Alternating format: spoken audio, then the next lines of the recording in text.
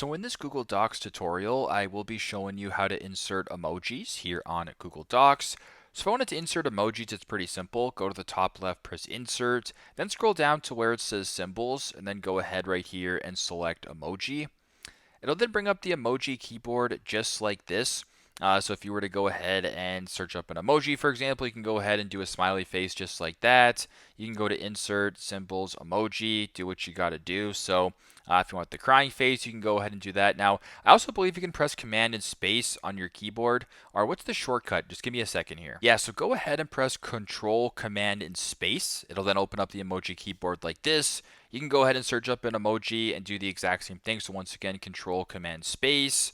If I wanted to go ahead and search up the dog emoji, you can press the dog this way.